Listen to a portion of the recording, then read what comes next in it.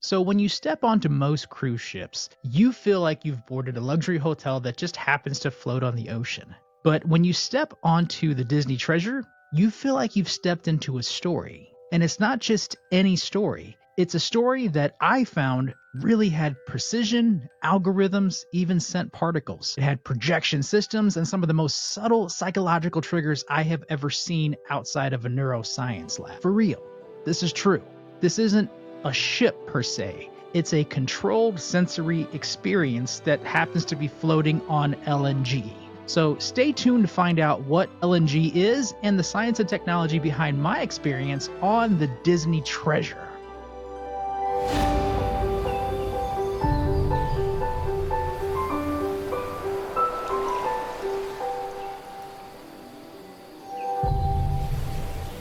All right, everybody. I am back from my 7-day Disney cruising experience, and I was not hit by a rogue wave. And if you don't know what that is, check out my video here, Rogue Waves, or Mysteries of the Ocean, I guess is the actual title of it. But check it out. It'll tell you all about rogue waves and why I was so afraid to go on this cruise to begin with. But as per usual, if you enjoy my take on science and tech, then please like and subscribe. It helps me make more of these videos, and I appreciate your feedback and comments as usual. And this video is going to be just a little bit different than my previous videos as I walk through the science and tech of the Disney Treasure ship. But I also want to provide my own personal experience and take on the trip itself. So I'll be doing a little talk about the good, the not so good, and things to know before you go that could help you navigate this experience, including the app and some of the little things I learned to make it easier as you travel. Now, as mentioned in the intro, how does the ship, go? How does it move? What's powering it? So let's just jump into that right away. The ship uses something called LNG. That's liquefied natural gas, and it's something that burns cleaner than alternative traditional marine diesel fuel. It's also stored at negative 260 degrees Fahrenheit in cryogenic tanks, and it's vaporized into fuel for the engines. So it powers the ship with significantly lower sulfur and carbon emissions. So even though Disney's magic kind of runs on science too, which is just as cool. So LNG, or liquefied natural gas, it takes up actually 1/600th the volume of natural gas in gaseous form. It powers high-efficient dual-fuel engines and emits 25% less CO2 and 0% sulfur oxides. It's now used on the Disney Wish and now on the Disney Treasure. You've probably heard, what's the Disney difference? And I don't think most guests notice it at first, but even before you walk onto the ship, you're being immersed into this kind of Disney reality experience, if you want to call it that. And it all starts when you get on the ship in the Grand Hall. This is Disney's centerpiece atrium, and they've embedded fiber optic ceiling panels that mimic the stars. And these stars, they subtly change depending on each time of the day. And we got to see it when we first got on the ship that they were turned on, even though it was a little bit earlier than normal. I think after 5 p.m., these kind of twinkling lights, a moment they called the goodnight kiss, where the lights dim, the scent changes, and a soft lullaby plays overhead. It's kind of like someone's tucking in the ship for bed. It's really cool, and yeah, I still like that guy say it's really cool. I didn't get to see the actual thing when it was actually happening during the time frame, but it is cool to see those little subtle details that kind of appear throughout your experience on the Disney cruise. Now, the other thing that was weird, as soon as you walk on board, you just have this kind of overwhelming smell. And not a bad smell, like I forgot to put on deodorant, but like these scent dispersion systems. I call them scent boxes. But you smell vanilla near the atrium, and ozone near Marvel zones, and sea breeze near water attractions. And it's not random. These are calculated and triggered to get your emotions and memories all ramped up, because they're trying to do something that's a little bit different than other cruise boats. They are using multi-sensory integration theory. I don't actually know if that's what they actually use, but that's the first thing that came to mind when I was on the boat. It's the same principle behind 4D rides and theme parks. You remember more when your visual, auditory, and olfactory systems are engaged together. They're not just showing you magic, they're engineering it directly into your limbic system, to say the least. And a fun fact related to that is that studies show that scent memory is actually 35% more likely to be retained than visuals alone. Disney knows this. They build it into each room. It's crazy. So before you even hit the big attractions, you're going to pass by spots like the Jade Cafe, which pulls design inspiration from Milan, real Art Deco lines, marble textures, and jade tile. It's like an architecture student's dream lounge, if you will. Then there's Hook's Barberry. Barberry? No, it's one of those words that just gets lost in translation. But it's a barbershop turned speakeasy. Because in the old days, barbers didn't just cut hair. They did bloodletting, dentistry, and wound care. Almost like it's a hospital back in the day.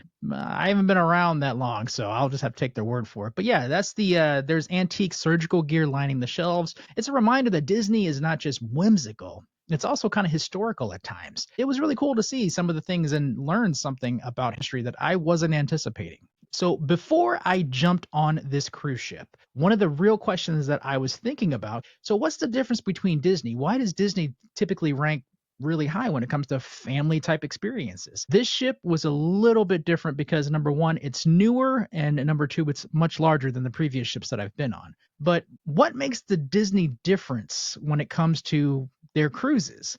Because it's not just the characters of the music, it's not even just the shows, it's how deeply they've thought through how your brain works, how your kids think, and really how memories are formed. They're not just trying to entertain you, they're trying to leave this permanent mark in your mind. And they were doing a pretty good job with me on my experience on the boat itself. And all of this really starts the moment you walk in on the ship. But first impressions are really easy. Let's get into what happens when you actually live inside this engineered fantasy for 7 days. Because what's magical can also sometimes feel manufactured. But hey, let's go deeper to find out. Now, in all actuality, a ship can entertain you. I mean, that's what cruises are for. But this one is not just trying to entertain you, it's also trying to learn you. I mean, it watches where you go, it listens for cues, it reacts to your presence. Disney calls it magic, but what it really is machine learning, RFID, BLE signals, and some of the smartest sensory architecture I've really ever seen deployed at sea. So let's talk about the hidden network that you actually never see. And it all starts with your DisneyBand Plus. I think that's what it's called.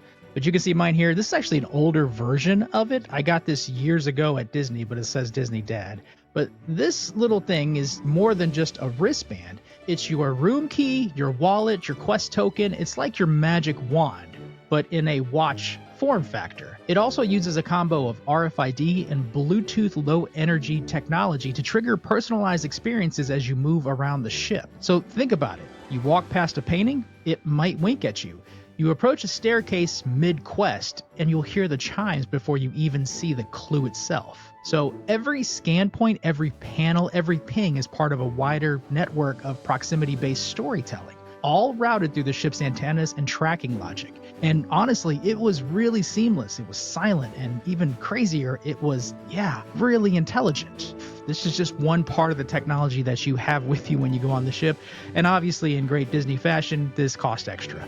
But here's the one thing no one tells you about either, is that the Disney Cruise Line app, this is like your second brain on board, and we used it consistently. So getting to know that is going to be really important. But your map, your quest guides, your restaurant queue, and sometimes even using it as an entertainment controller, which I'll get into later, is one of those experiences that adds a little depth and layer to the magic itself. I mean, the app lets you check in at dining without lines, join virtual queues for character meetups, access quests like Uncharted Adventure, and Finding Nemo hide and seek. Some of these things I didn't even discover until I saw kids actually doing it, and I realized you can actually do this inside the app yourself. So on top of that, it's a great way for families to message each other on board using Disney's own mesh Wi-Fi system. So just a hidden tip. Enable Bluetooth early, because without it, you will miss a lot of triggered AR moments or proximity-based progress checks and ship-wide games. Okay, so some of the cooler things on the ship, especially when it comes to immersiveness, is going to be things like the ship-wide game Finding Nemo and some of the AR quests. I didn't even notice this until well into the cruise when I saw kids gathered around some of these pictures that before you walked by did nothing. And then all of a sudden they have like a video game that's on it as well. So if your kids are into those type of quests. And the last one that I did was something like the Great Wolf Lodge has a Magi quest that you can do. It's very similar to that, except except you're trying to find Nemo and there's other AR experiences that happen. But my son and I tested the Nemo hide and seek quest. It's really like a digital scavenger hunt that uses the Bluetooth low energy beacons. It has sound designs and AR overlays to guide you around the ship. And it's really a great way of exploring the ship while still having a purpose. So you're not just playing, but you're being tracked and measured and nudged in certain directions. And it also makes things like your DisneyBand Plus vibrate near some of these quest zones. So outside of the experience of the game itself, there's other immersive experiences that you can find on this particular ship. And it's the dinner theater. It's being able to go to dinner and have that experience of, watching a show and eating at the same time. One of those really cool nights was the Marvel dinner night. And I have to say, it had to be easily the most high-tech meal I have ever had. Every table features this interactive pin tech touchscreen technology, and the entire room is surrounded by these panoramic digital walls. And they have videos that sync, and they have lighting and narratives, and everything is just so interconnected. It really is a show that I would even pay for outside of the Disney cruise itself. But the whole experience runs on local projection sync servers with some type of 20 millisecond latency, ensuring that every screen changes exactly at the same time when it should. So it's not just a restaurant, it's like a narrative control room. But that wasn't even the coolest part. I would say that the coolest part of the ship itself, and this one for me, especially since I'm dark, weird, and science forward, the Haunted Mansion Parlor. It's a bar layered in optical illusions. You have a ghost aquarium where fish appear and disappear, and it uses something called refractive optics and layered LED displays. But you also have holograms and mirrors that change based on your angle of view, drinks that emit scented vapor trails based on your riddle choice. You literally have to solve a riddle to go drink. So there is a lot of intricacy and details that are part of the story of the Haunted Mansion Parlor. And just being in there, it's one of the most immersive experiences, or one of the most immersive bar experiences that I have ever dealt with. So what you're really seeing here is a mix of practical effects, holography, scent engineering, and narrative UX design. And it's all disguised as a cocktail lounge. It was pretty cool. But we don't just stop there. There's also the Periscope Bar, and this is based off the book 20,000 Leagues Under the Sea. So it's another simulation, and it's one of the things that I discovered on the tour that I took, the Imagineering of the Ship. Now, this is Jules Verne's Homage hidden underneath this lounge deck. It's a domed ceiling that mimics underwater motion with this rotating shadow projector simulating fish movement. The periscope at the bar glows with this animation loop of ocean scenes, and the lighting changes depending on the depth mode. It's really kind of like a passive illusion driven by real-time parallax engine that is built to simulate water density with shifting ambient light. And it also looked really cool, especially when you can see the fish that were kind of underneath it, right? It was pretty awesome to watch that. And there are other things that are on the ship from a biological perspective. So between decks 4 and 5, there's this ginormous portrait of Moana, and it's made of entirely live moss. It's a living picture, literally. The frame itself contains self-hydrating drip lines, LED photoreactive strips, and this airflow regulator to keep it thriving. Or at least that's what the tour guide told me. It's got a biofeedback loop pretending to be wall art. So it's not a photo op. It's really like an ecosystem storytelling into a grown structure hung on a wall on a ship that sails out into the ocean. So on the ship, one of the main places to go to see a show is going to be the Walt Disney Theater. And this was one of the coolest live action performances that I've seen. And there were multiple performances, but they used projection mapped technology to be able to create almost a 4D environment, along with some physical aspects of it that I wish I could have recorded, but they told me not to. And I really wanted to see the show and didn't want to get kicked out. But during shows like Beauty and the Beast, I really lost all sense of orientation. They use 16 real-time motion trackers to sync lighting, projections, and floor changes. You got castles that rise, forests that move, the floor becomes water. So this isn't a show, it's like a 4D rendering running live on human performance. And the science, It uses something called 6 degrees of freedom, or 6 DOF, I'll call it that. It uses stage lifts, mapping engines, it uses live visual recalibration. I mean, it's Broadway in the rough seas. And not only that, I got to see Beauty and the Beast. There was a whole thing about Goofy and bringing in other characters from the Marvel and Disney universes. And then I also got to see Moana, which was like the main show on the ship. So the other coolest part of the ship that they did not allow me to stick around for too much because it really just involves kids. This is for kids under the age of 11, but it's also a tech showcase, and probably so cool because it's one of the first places that I went to, not realizing that it was actually the kids club, the Oceaneers Club. So there's a starship piloting room with programmable buttons that you can touch and click and really interact with. There's mini animatronic creatures with these haptic sensors that when you walk by feel like that they're talking to you. There's a Marvel room where your face gets scanned and digitized into armor using the band, honestly, and a real-time holographic vibranium scanner for Avengers training. And no, I couldn't get it to work for me either. The scanner said you're too old, so please just stop. Rude, but fair. Okay. And here is one of the things that I think gets underlooked on Disney. I'm a fan of art and just creativity in general, but an underappreciated detail on much of the ship is that the art is custom built just for the treasure. But to really see it all, unfortunately, you have to take the panda's worst nightmare, which is the stairs, and skip the elevators. And it's built that way on purpose from what they say, because movement rewards discovery. Elevators honestly give you a ride, but the stairs, they give you a story. So why does all of that matter? Because, I mean, you honestly don't need to know what BLE or OLED or parallax rendering or 6 degrees of freedom projection tracking is to really enjoy the ship. But once you do, once you realize the real magic isn't Mickey or Moana, it's really the code beneath the charm. You have seen and heard my enthusiasm for the ship. It was an amazing ride, but nothing in this world is perfect. And not everything works, and not everything on the ship is magical. So next up, I want to talk about what didn't live up to the price tag and why even the most immersive experience in the world can still leave you waiting in line.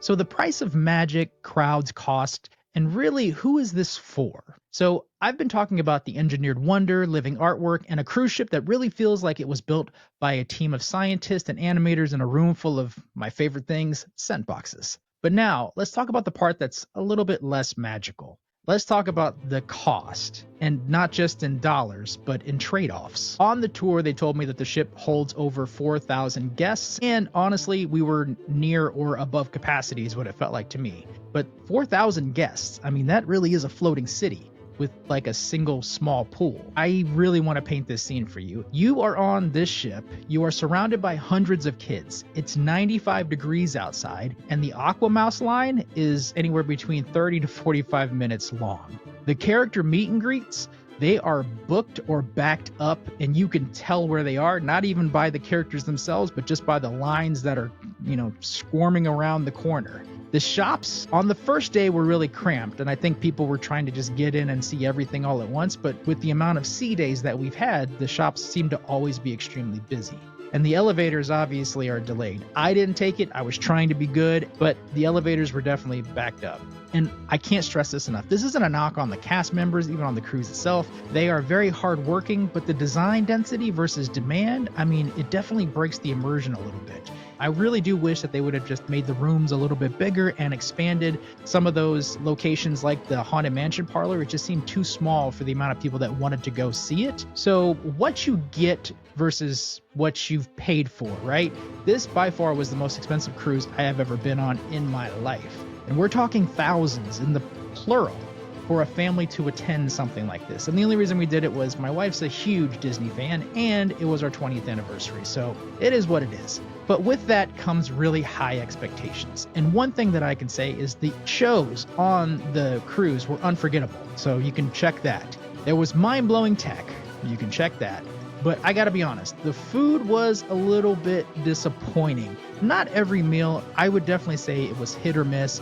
They did their best. The servers were fantastic. The people that work on the boat are some of the best in the industry. They really made you feel like family. But honestly, the Edge Club for the older kids, I think they're between 11 and like 15 or something. That was really underwhelming. And you can see from the images here where I just felt like they were just putting video games in front of kids. Where you have the Oceaneer Club, that there's so much design that goes into it and so much immersion that happens. I just didn't see that for the older kids. And there were lines, just like any Disney event, there were lines that were very constant. And those are some of the things that really broke the immersion in me. So in the end, the one thing I can say about it from a not so good perspective is it started to feel like Disney park syndrome.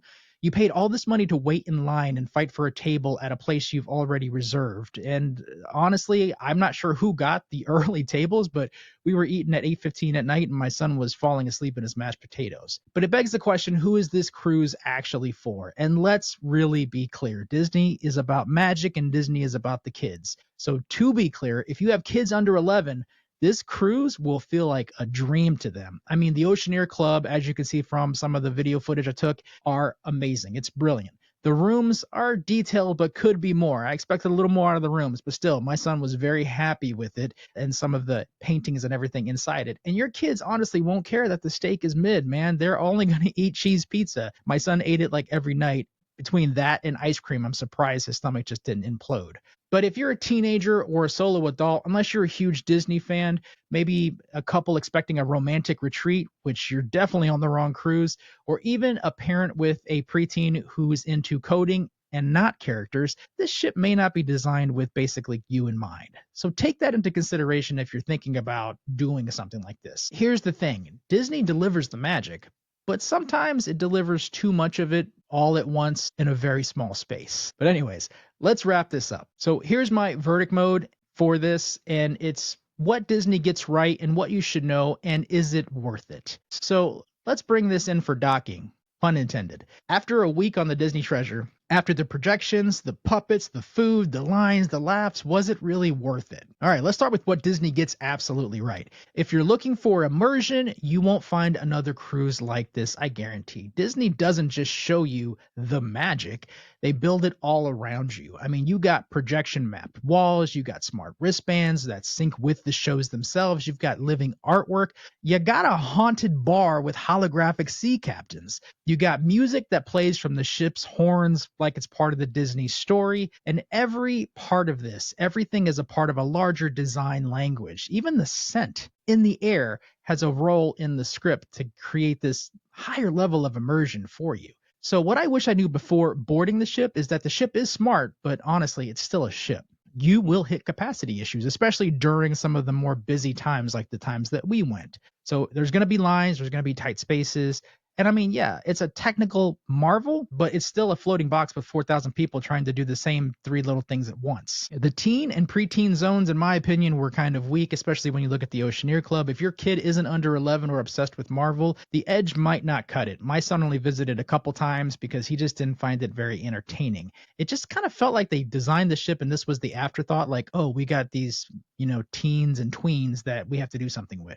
So a fortnight waiting room is really not a good narrative hook, and my son didn't really enjoy it. And that's from his story point of view. And the other thing is, don't expect the food to be part of the show. Now, I'm not saying that all dinners didn't have something fascinating or amazing or weird about it, but outside of the Coco and Marvel dinner shows just being stunning, the food was just fine. I mean, it's not what I would call world class. This isn't like a culinary theater. It's really plated fuel for the next experience. I mean, it's really there to be the sidekick to the actual show. And the other thing is too, you need a strategy. My wife is really good at stuff like this, and I am not. I just follow her lead. But character lines, they get long. The Aqua Mouse can eat half of your day. So some of the best secrets, the Moana Living Image, the Nemo Quest, the Hidden Scent Zones, they're not even announced. You have to discover them, which is hit or miss depending on if you're actually looking or not. My wife is always looking for the hidden Mickeys, and these are things that we found along the way. But I think part of the journey was being able to see kind of those type of things, and they really made sense for some of us. So in the end, who is this cruise for? The cruise is for the dreamers, families with little ones, people who grew up with Mickey and want their kids to grow up with Moana.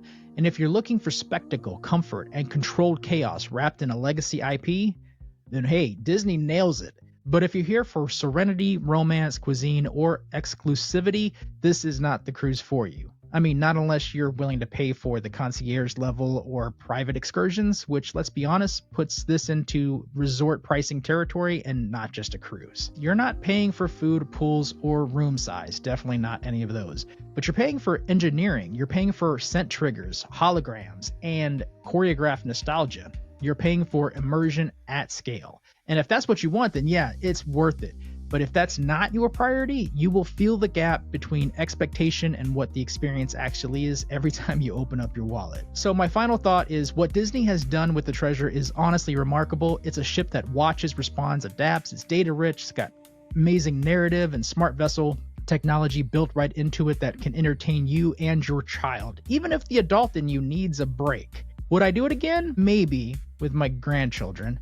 Would I recommend it? Yeah, you gotta try it at least once. If you know what you're going to buy into and you know what the expectations are, then this is gonna be a pretty amazing cruise overall. And now you do know all of that. So thanks for sailing into the science of wonder with me. If you enjoyed this breakdown of the Disney Treasure, hit follow, drop a review, and share it with someone planning their own trip to the edge of immersion. Until next time, this is Steve from the Archive.